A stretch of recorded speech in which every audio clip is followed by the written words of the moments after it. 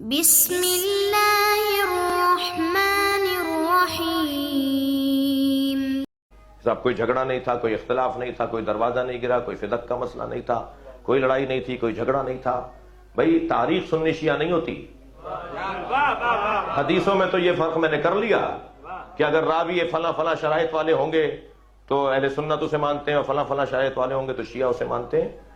مجھ سے ابھی ڈاؤ میڈیکل یونیورسٹی کے اندر ایک جوان نے، اہل سنت ڈاکٹر نے سوال کیا، یوم حسین میں تھے ابھی ہم کچھ دن پہلے۔ انہوں نے کہا کہ جی آپ صحیح بخاری کے بارے میں آپ کی کیا رائے ہے؟ میں نے کہا صحیح بخاری ایک علم کی کتاب ہے، علم جہاں سے ملے لے لو، اس میں جتنی بھی روایات ہیں انہیں ہمیں پڑھنا چاہیے، دیکھنا چاہیے، لیکن جہاں تک اعتبار کی بات ہے تو ہمارے ہاں حدیث لینے میں ایک شرط ہے، اور شرط یہ ہے کہ ہم اس سے حدیث نہیں لیتے جس نے اہل بیت کو تکلیف دی ہو۔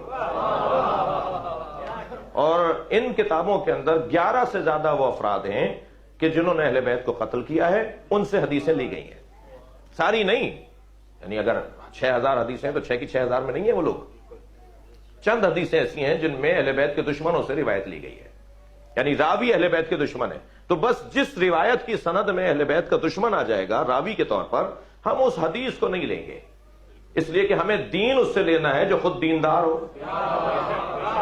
اور یہ کیسے ممکن ہے کہ جو مولا حسین کا گلا کاٹے وہ تمہارے نزدیک دیندار ہو؟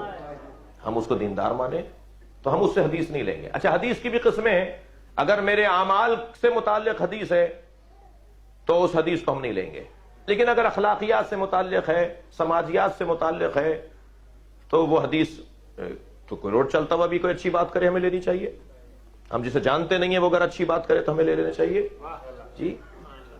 تو لیکن جو حرام حلال والی ہیں، فقہ سے متعلق احادیث ہیں، جو قرآن کی تفسیر سے متعلق احادیث ہیں، ہمارے عقائد سے متعلق احادیث ہیں، ہم اس حدیث کو نہیں لیتے جس میں راوی کوئی ایک ایسا بھی ہو جس نے اہل بیت کو اذیت پہنچائی ہو۔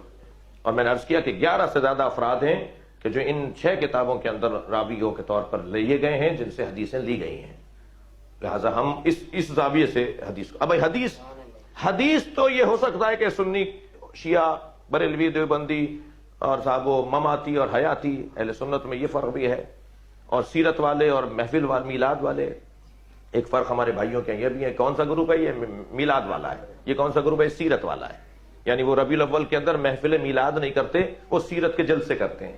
دوسرے کہتے ہیں کہ ہم سیرت کے جلسے نہیں کرتے، ہم تو محفل میلاد کرتے ہیں۔ پھر ایک تقسیم یہ ہے کہ یہ مماتی ہیں، ایک تقسیم یہی حیاتی ہیں۔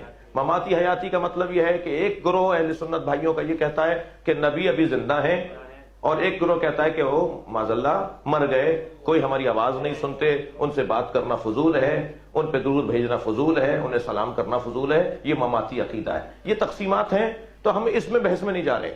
دیکھیے یہ والے عنوانات تو مسلکی بنیاد پر تقسیم ہیں، مگر تاریخ سنی شیعہ نہیں ہوتی۔ وہی تبری سے میں بھی لیتا ہوں تاریخ، وہی تبری سے اہل سنت بھی لیتے ہیں، ابن حشام سے ہم بھی تاریخ لیتے ہیں، ابن حشام کی بنائی ہوئی لکھی ہوئی تاریخ سے ہم بھی پڑھتے ہیں، اسی ابن حشام کی تاریخ سے یعقوبی، ذہبی، مسعودی، جتنے بھی تاریخ دان اول صدر اسلام کے اور پہلے زمانے کے گزرے ہیں جنہوں نے ان واقعات کو لکھا ہے، وہ سنی شیعہ کا مسئلہ نہیں ہے۔ سنی بھی اس سے لیتا ہے، ہم بھی اس سے لیتے ہیں۔ ان ساری کتابوں میں لکھا ہوا ہے کہ جمل ہوا ہے، نہروان کا واقعہ ہوا ہے، صفین کا واقعہ ہوا ہے۔ آپ کہہ رہے ہیں کوئی جھگڑا نہیں تھا، آپ کہہ رہے ہیں کچھ نہیں ہوا۔ اچھا، حدیثوں کی کتابیں بھی ہماری نہیں۔ ابھی پچھلے دنوں کراچی یونیورسٹی کے کوئی 20-25 اہل سنت جوان آئے اور ایک لمبی فہرست انہوں نے بنائی ہوئی تھی کہ یہ کیوں کرتے ہیں آپ، یہ کیوں کرتے ہیں آپ، یہ کیوں کرتے ہیں، ہماری کتابوں سے دکھائیے کہ آپ صحیح کرتے ہیں۔ اچھا، کرتے ہمیں، آپ کی کتابوں سے دکھائیں۔ ہماری مشکل دوہری ہے، بلکہ بعض اوقات تو سحری اور چوہری ہے جی، کیونکہ میں کتاب دکھاتا ہوں، ایک جگہ ہم بیٹھے تھے، میں نے وہ کتاب ان کو بتائی، کہنے نہیں یہ تو بریلویوں کی، ہم تو دیوبندی ہیں۔ پھر میں نے دوسرا والا دیا تو کہنے دوسرا بولا کہ یہ تو دیوبندیوں کے، ہم تو بریلوی ہیں۔ میری یہ بھی مشکل ہے، اگر میں کسی اپنے بھائی کو، اپنے جان کو، اپنی عزیز کو، میرے عزیز ہیں، میرے بھائی ہیں، یہ ٹھیک ہے، ہمارے ساتھ رہتے ہیں، یا مجھے سمجھاؤ یا میری سمجھو، کرنا پڑے گا نا، ہم ایک ساتھ رہتے ہیں تو یا تو میری سمجھو یا مجھے سمجھاؤ، یا میرا ہاتھ بندھوا دو یا کھول لو، بھائی یہ تو رہے گا نا، یہ تو ہوگا نا، ہم ساتھ رہتے ہیں نا۔ سگے بھائی ساتھ رہتے ہیں تو ایک دوسرے کو سمجھا رہے ہوتے ہیں، تو ہم سگے بھائیوں سے کم تھوڑی ہیں، ہماری تو جان ہے، یہ ہماری آبرو ہیں، ہم ساتھ رہتے ہیں، ہم رشتہ بھی ہیں، پڑوس بھی ہے، دوستیاں بھی ہیں، آفسوں میں، تعلیمی اداروں میں ہم ایک دوسرے کے ساتھ ہیں۔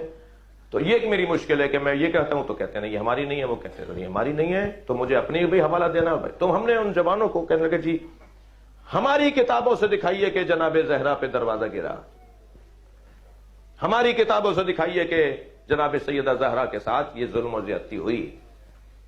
جی ہم نے دکھا دی ان کو کتاب، کئی کتابیں دی، ان میں ایک بڑی مشہور کتاب ہے ابن قتیبہ دینوری کی کتاب الامامۃ و سیاست، اس کے پہلے ہی صفحوں پہ 4 نمبر صفحے کے اوپر پوری داستان لکھی ہے، کیف یبایع علی ابا بکر، کیسے حضرت علی نے بیعت کی، وہ پوری داستان ہے بیعت کیسے کی ہے، یعنی ان کے مطابق بیعت کا پورا قصہ۔ ایک دفعہ بھیجا، علی کو بلانے نہیں آئے، کہا میں نہیں آؤں گا، میں قرآن کی تفسیر لکھ رہا ہوں۔ دوسری دفعہ گروہ کو بھیجا، علی نہیں آئے، تیسری دفعہ گروہ کو بھیجا، علی نہیں آئے، چوتھی دفعہ کہا ہم خود لینے چلتے ہیں۔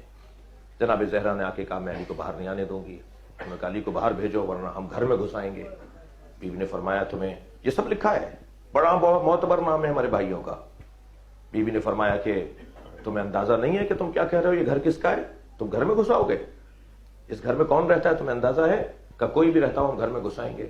اور اس کے بعد دروازے کو آگ لگائی گئی، کیونکہ بیوی کنڈی نہیں کھول رہی تھی، بیوی دروازہ نہیں کھول رہی تھی، پھر اس دروازے کو آگ لگائی گئی، اور جب دروازہ آدھا جل گیا تو اس دروازے کو لات مار کے گرایا گیا، اور پھر علی کو پکڑ کر لے گئے دربار کے اندر، اور پھر ایسے علی نے بیعت کر لی۔ یہ ہے بیان۔ تو یہ روشن ہے کہ ہم بیزار ہیں ان لوگوں سے